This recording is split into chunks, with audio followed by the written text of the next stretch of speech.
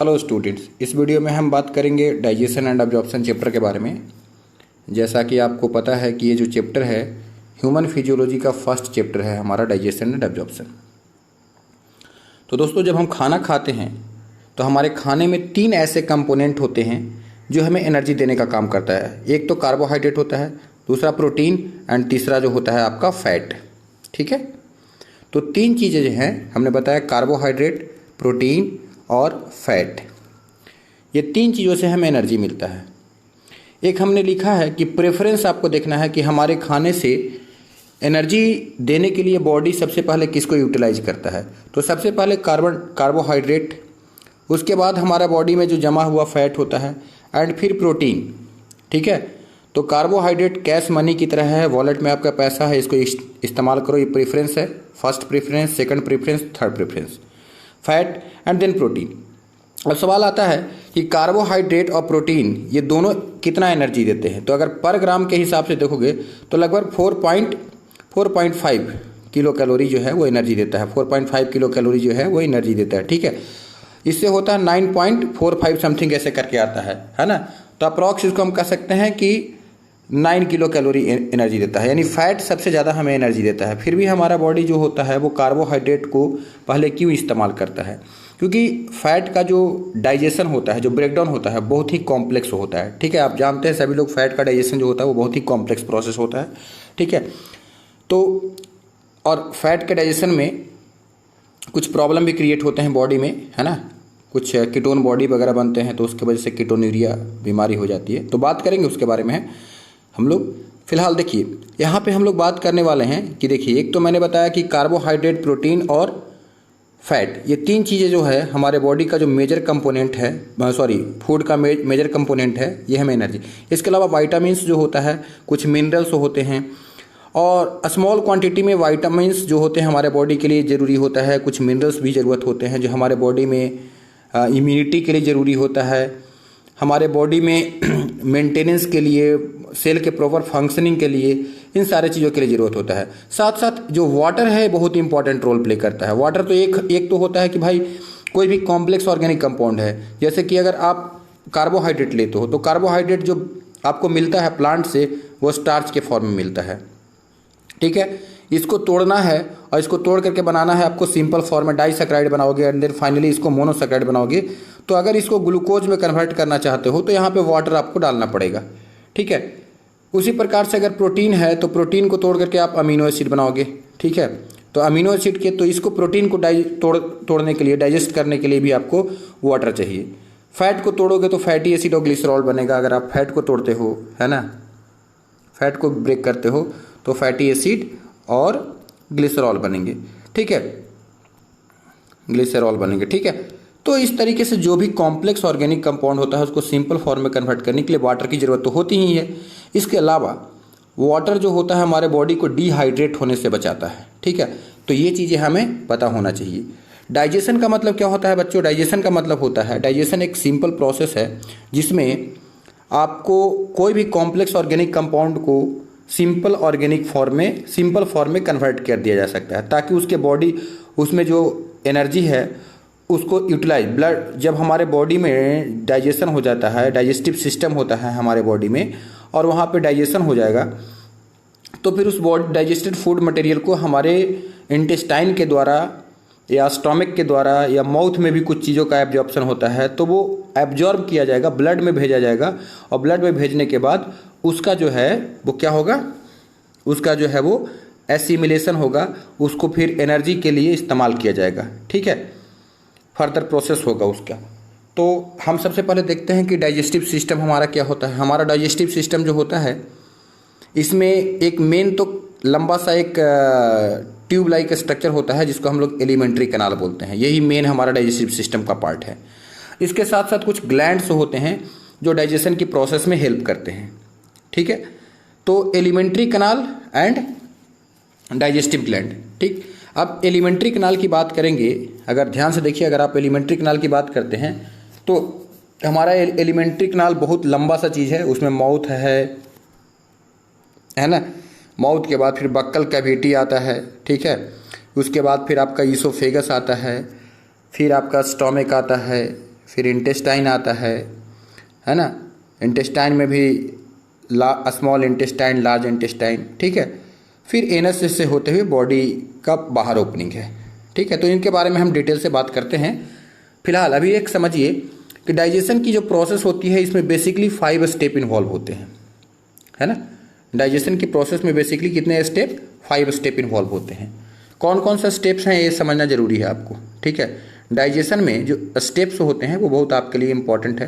पहला स्टेप जो होता है, पूरी जो डाइजेस्टिव सिस्टम में प्रोसेसिंग होती है फूड की, उसमें पहला आपका होता है इंजेशन, ठीक है, जिसमें फूड को आप अंदर लेते हो।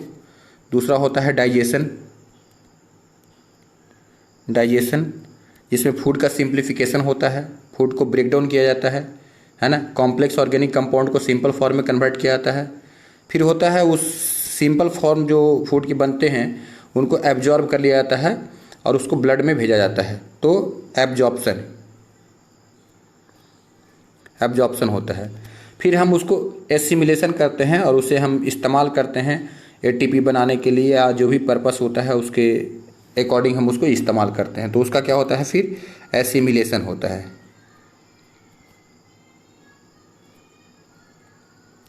एसिमिलेशन होता है, ठीक है।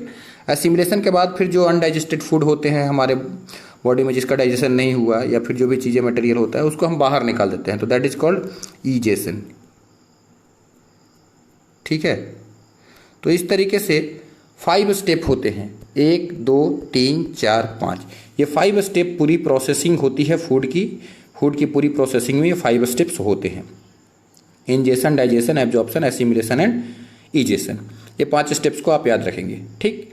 अब हम डाइजेशन की प्रोसेस पढ़ने से पहले एक बार एलिमेंट्री कैनाल के बारे में थोड़ा सा आपको बेसिक आइडिया देते हैं, ठीक है। तो जैसे चलिए हम एलिमेंट्री कैनाल की बात करते हैं। अब जब आप एलिमेंट्री कैनाल की बात करोगे तो यहाँ पे हमें आपको यह समझना पड़ेगा कि जो हमारा एलिमेंट्री कैनाल है ना, जो हमारा एलिमेंट्री कैनाल है, इसकी आपको लंबाई तो पहले पता होना चाहिए। हम शॉर्ट में इधर लिखते हैं एलिमेंट्री कैनाल, नीचे लिखा गया है एलिमेंट्री कैनाल, यहाँ पे देखिए आपको लिखा गया है इस कॉलम में। तो एलिमेंट्री कैनाल की जो लेंथ होती है वो अगर आप देखोगे तो मीटर में देखोगे तो 9 मीटर होगा, 9 METER मीटर, ठीक है। अगर फीट में इसको मेजर करोगे तो लगभग 30 फीट के आसपास में आएगा, ठीक है, 30 फीट, ठीक, 30 फीट के आसपास में आएगा। अब इसमें हमें देखना है कि एलिमेंट्री कैनाल कहाँ से ये होता है। तो देखिए ये दिखाया गया, नीचे एक डायग्राम दिखाया गया है, उस डायग्राम को हम अभी थोड़ा सा ऊपर करेंगे, है ना। तो ये माउथ होता है, माउथ आपका क्या होता है? एंटेरियर ओपनिंग होता है, ठीक है, और एनस जो होता है वो पोस्टेरियर ओपनिंग होता है। तो अगर आप देखोगे माउथ, ठीक है, माउथ जो होता है वो ओपन होता है बक्कल कैविटी में। तो माउथ के बाद हमको पढ़ना पड़ेगा बक्कल कैविटी, बक्कल कैविटी, ठीक है। अब बक्कल कैविटी में क्या क्या चीज़ आ जाते हैं? तो बक्कल कैविटी में सबसे पहले हम लोग पढ़ेंगे टीथ के बारे में, ठीक। टीथ के बाद फिर हम लोग किसकी बात करते हैं? पैलेट के बारे में। पैलेट क्या होता है? अगर आप टंग को ऊपर की तरफ रोल करेंगे, यू टर्न ले टंग को, तो जो ऊपर में टच कर रहा है फ्लोर ओरल कैविटी का, तो आपको दिखाई दे रहा होगा, आप साइड से टंग को घुमाएंगे तो कुछ हार्ड टाइप का चीज़ होगा, बैक साइड में जाओगे तो वो सॉफ्ट होते चला जाएगा, तो उसको बोलते हैं पैलेट, ठीक है। फिर पैलेट के बाद फिर आपका आएगा टंग, ठीक है। टंग के बाद फिर होता है सलाइवरी ग्लैंड,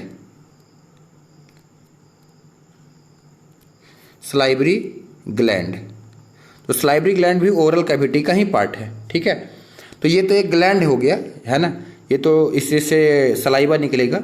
तो बक्कल कैविटी में हम लोग टीथ के बारे में बात करेंगे, पैलेट के बारे में बात करेंगे, टंग, सलाइवरी ग्लैंड के बारे में बात करेंगे, इतनी सारी चीज़ों के बारे में बात करेंगे, ठीक है। माउथ क्या है? It is just the opening, है ना। यहाँ पे एक एंटेरियर साइड जहाँ से आप इंजेक्शन करते हो वो ओपनिंग है। तो माउथ को कैसे डिफिनेशन करेंगे? Opening present on the anterior side of the alimentary canal, that is called the mouth. ये आपके बॉडी के माउथ पे, अभी हम डायग्राम से समझेंगे, इसको पूरी तरीके से समझ में आएगा। फिर दूसरी बात बक्कल कैविटी की बात कर लेंगे। अब फिर इसको हटाते हैं, बक्कल कैविटी के बाद फिर बात करना पड़ेगा हमको स्टोमिक।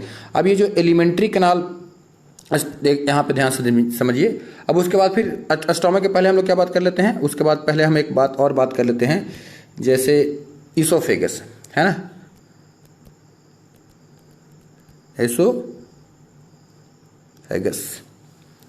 ठीक है। तो इसोफेगस जो होता है ये क्या होता है, एक लंबा सा पाइप लाइक स्ट्रक्चर होता है, ठीक है। और इसोफेगस का जो ओपनिंग होता है ना, इसोफेगस का ओपनिंग होता है, और इसोफेगस को हम लोग बोलते हैं फूड पाइप, और इसके जस्ट बगल में एक और होता है जिसको ट्रैकिया बोलते हैं, जिसको विंड पाइप कहा जाता है। तो दोनों एक कॉमन ओपनिंग होता है दोनों के लिए, जिसको हम लोग बोलते हैं फेरिंग्स। बात करेंगे उसके बारे में, कॉमन ओपनिंग होता है, फेरिंग्स होता है इसोफेगस और ट्रैकिया का। खैर, तो इसोफेगस की बात करेंगे। अब इसोफेगस जो होता है, इसोफेगस के नीचे जो होता है, इसोफेगस जो होता है वो एक जे शेप के, जे आकार के स्ट्रक्चर में ओपन होता है, जिसको हम लोग बोलते हैं stomach. Stomach stomach is also called gastric gland. Stomach हमारे बॉडी का गैस्ट्रिक ग्लैंड कहा जाता है, ठीक है। स्टोमक के बाद फिर हम लोग बात करेंगे स्मॉल इंटेस्टाइन। किसकी बात करेंगे, स्मॉल इंटेस्टाइन, स्मॉल इंटेस्टाइन, ठीक है। अब स्मॉल इंटेस्टाइन के 3 पार्ट होते हैं। स्मॉल इंटेस्टाइन के कितने पार्ट होते हैं, 3 पार्ट्स होते हैं। तो स्मॉल इंटेस्टाइन के हमको पहले 3 पार्ट्स देखना है कि स्मॉल इंटेस्टाइन में कौन कौन से पार्ट होते हैं। तो स्मॉल इंटेस्टाइन में जो पहला पार्ट होता है, जिसको सी शेप स्ट्रक्चर होता है, एनसीईआरटी के अकॉर्डिंग अगर आप चलोगे तो किसी किसी बुक्स में यू शेप लिखता है, तो जो पहला पार्ट आएगा स्मॉल इंटेस्टाइन के अंदर में, उसको बोलते हैं डिओडेनम, डेनम, ठीक है, राइट। दूसरा पार्ट जो आएगा उसको बोलते हैं जेजुनम,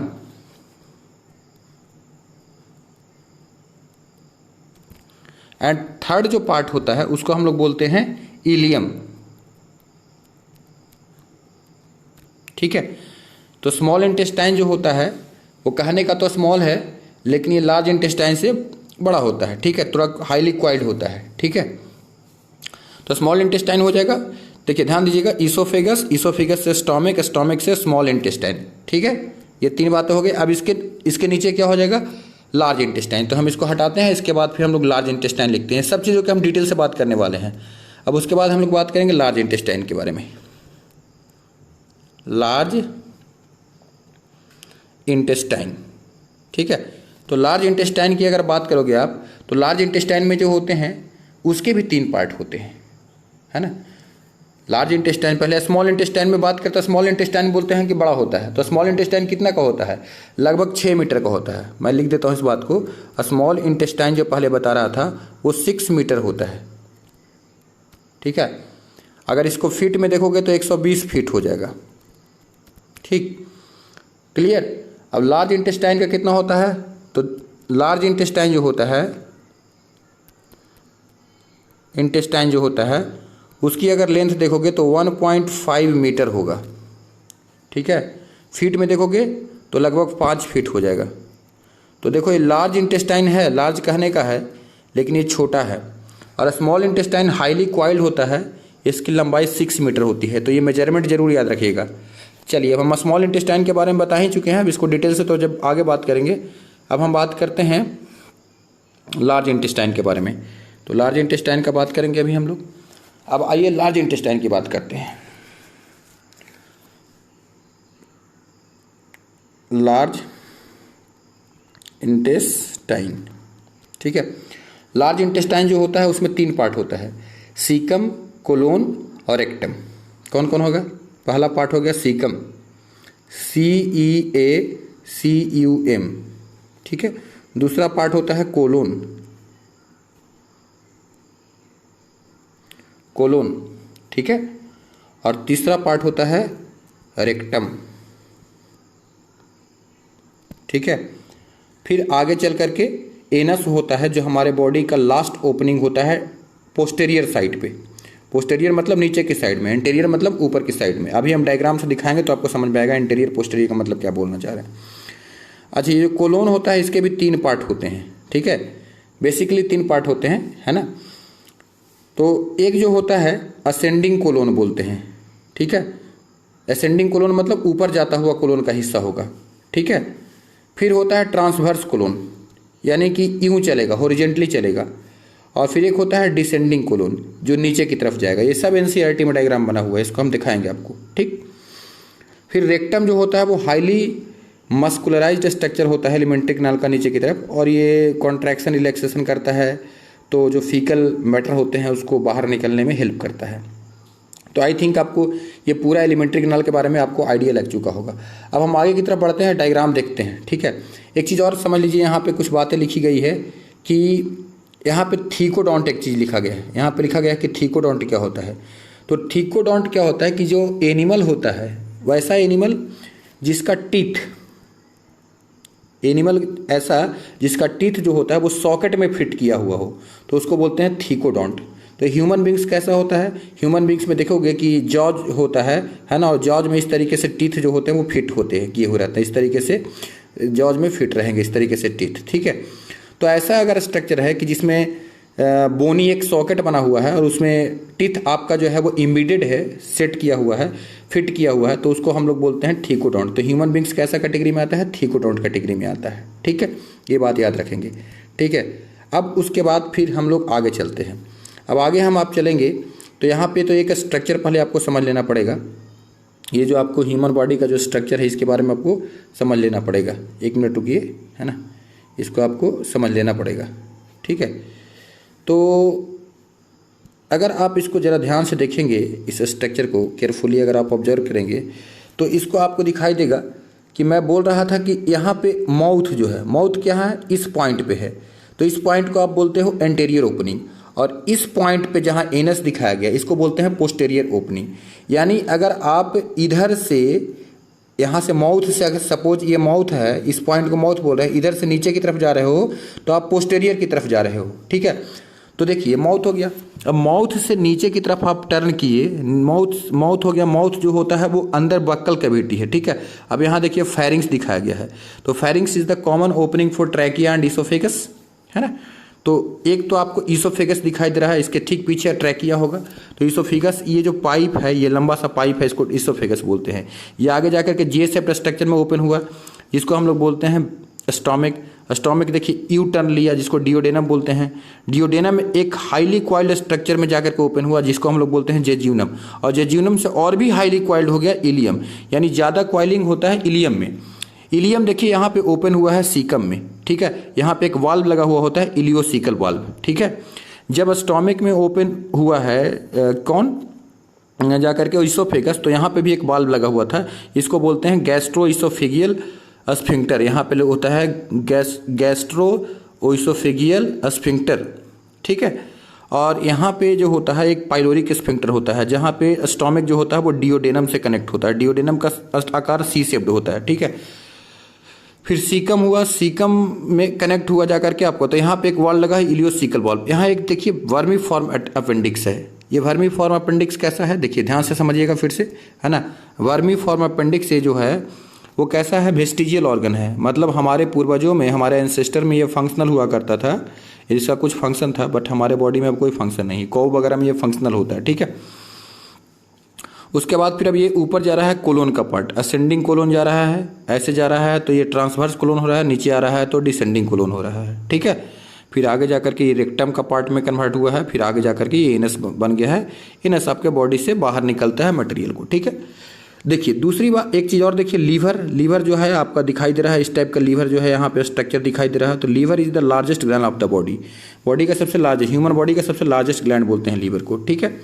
लीवर के ठीक पीछे आपका गॉल ब्लैडर दिखाई दे रहा है। लीवर और गॉल ब्लैडर का काम होता है क्या, बाइल का फॉर्मेशन करना, है ना।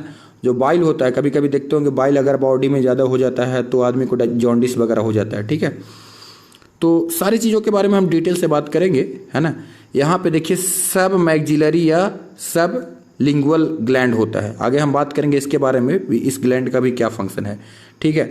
इसके पीछे देखिए यहाँ पे पैरोटिड ग्लैंड है, यहाँ पे इस पार्ट पे ऊपर में जो होगा पैलेट होगा, यहाँ से नाक से एक चैम्बर निकलता है जिसको बोलते हैं नेजल चैम्बर, ठीक है। नेजल चैम्बर आकर के अंदर में ओपन होगा, ठीक है, नेजोफेरिंग्स की सहायता से। तो ये सारी बातें हम लोग इसको डिटेल से बात करेंगे। स्टोमिक जो होता है वो जे शेप्ड स्ट्रक्चर होता है, यहाँ पे लगा हुआ है गैस्ट्रोइसोफिंगियल, यहाँ पे पाइलोरिक स्फिंक्टर लगा हुआ है।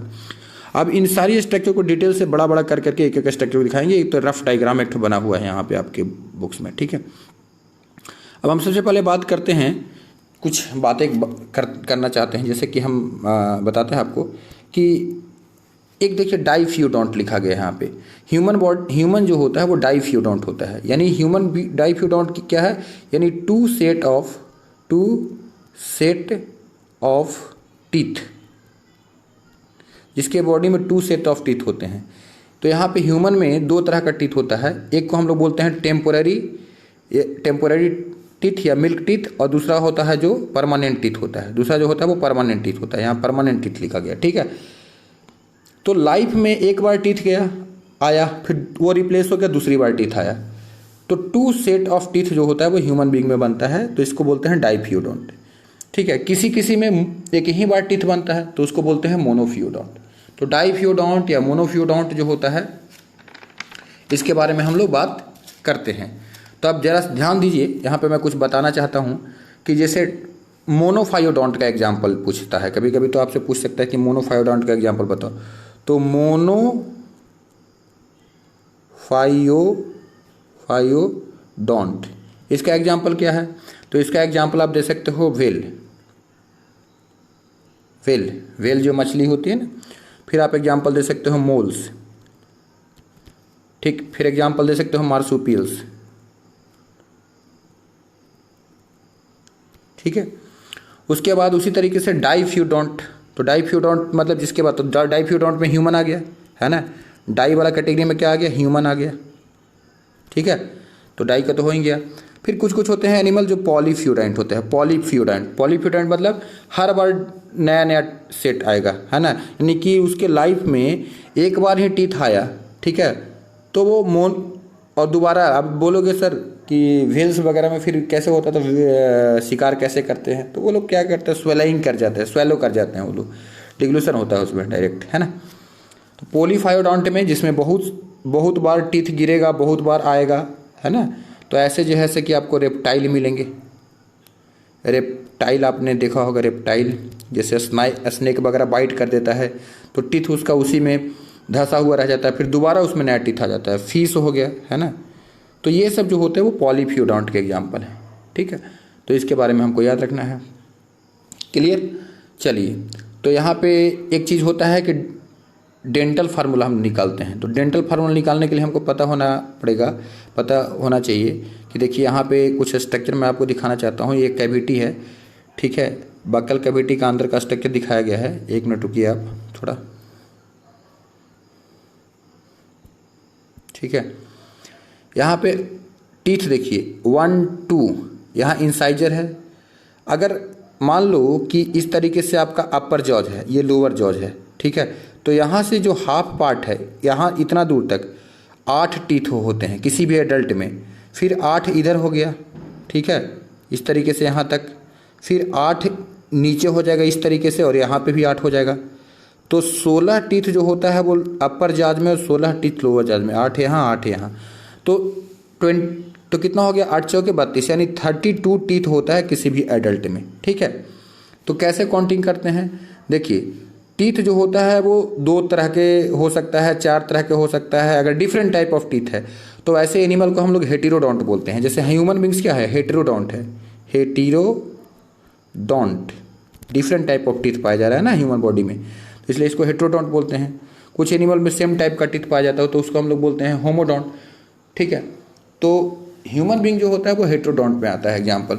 होमोडोंट का भी एग्जाम्पल जैसे कि होमोडोंट में आ सकता है आपका, होमोडोंट का भी एग्जाम्पल देख सकते हो, जैसे एम्फीबियन हो गया, है ना, एम्फीबियन हो गया, है ना, फिशेज हो गया। तो ये सब कुछ होमोडोंट के एग्जाम्पल हैं जिनमें सारा जो टीथ है वो एक ही तरह का होगा, तो ये होमोडोंट कहलाएगा, ठीक है। चलिए आगे बात करते हैं हम लोग। तो यहाँ पे देखिए आगे का जो 2 टीथ होता है उसको इंसाइजर बोलते हैं, फिर कनाइन हो गया, फिर प्री मोलर हो गया, फिर मोलर हो गया। तो देखिए 2 आगे का टीथ है, यहाँ पे अपर में थोड़ा सा हाफ पार्ट में, फिर अपर हार्ड पार्ट में, ऐसा ही सेम सीक्वेंस रहेगा, लोअर में भी हाफ में से। तो आपके बॉडी में टोटल इंसाइजर की संख्या कितनी हो गई, जैसे देखिए 2 इंसाइजर इधर हो गया, 2 इंसाइजर, 2 नीचे और 2 इस साइड में, तो मतलब टोटल नीचे 4 हो जाएगा लोअर जाज में, और ऊपर 4, देखिए यहाँ से यहाँ तक 4 हो जाएगा ना, 2 है ना यहाँ पे देखिए। फिर कनाइन 1 होता है, ठीक है, उसके बाद फिर प्री मोलर 2 है और फिर मोलर कितना है 3 है। ठीक है, तो इस तरीके से सीक्वेंस दिखाया गया है। ठीक है, इंसाइजर का काम क्या होता है, इंसाइजर क्या करता है, इंसाइजर का फंक्शन होता है, देखिए इंसाइजर का फंक्शन होता है कटिंग, ये कटिंग का काम करता है ना। कैनाइन का क्या फंक्शन होता है, कैनाइन क्या करता है, टीयरिंग करने का काम करता है, टीयरिंग जैसे चीड़ फाड़ करने का काम करता है। जो डेवलप्ड एनिमल होते हैं ना, जो मतलब जैसे जो मांसाहारी जानवर होते हैं उनमें कैनाइन ज़्यादा डेवलप होता है। प्री मोलर एंड मोलर ये दोनों का फंक्शन होता है ग्राइंडिंग, ग्राइंडिंग मतलब पीसना, खाना को आप चबाते हो पीसते हो, है ना, तो ग्राइंड करने का काम करता है। तो ये सारी चीज़ों को आप ध्यान में रखिए। ठीक है, तो यहाँ से हम एक डेंटर फार्मूला निकाल सकते हैं। डेंटर फार्मूला कैसे निकालेंगे, डेंटर फार्मूला कैसे होता है कि देखिए यहाँ पे अगर देखोगे तो एडल्ट में 2, देखो 2 इंसाइजर हो गया, फिर कैनाइन होता है 1, फिर प्री मोलर कितना हो गया 2 और मोलर कितना हो गया 3, तो 2 और इतना 21 23 नीचे भी लिखना है ना। अब यही फार्मूला होता है। अब इसमें कैसे 32 बनेगा, देखिए यही फार्मूला आपको याद रखना है। अब इसको मैं दिखा रहा हूँ, ऊपर भी 2 सेट बनेंगे और नीचे भी 2 सेट बनेंगे, तो कितना हो गया इंसाइजर, कैनाइन, प्री मोलर और मोलर, तो कितना हो गया 2 और 1 3, 2 5 और 3 8, 8 में 2 से मल्टीप्लाई करोगे 16, 16 ऊपर और 16 नीचे, तो कितना हो गया 16 + 16 32। ठीक है, ऐसे होता है, समझ में आया कि नहीं। तो ये हो गया एडल्ट टीथ का फार्मूला। इसी प्रकार से मिल्क टीथ का भी फार्मूला आप निकाल सकते हैं। चलिए, होमवर्क रहा आपके लिए, मिलते हैं हम लोग अगले क्लास में, आगे का टॉपिक आगे क्लास में करेंगे, है ना। बहुत बहुत धन्यवाद आपका।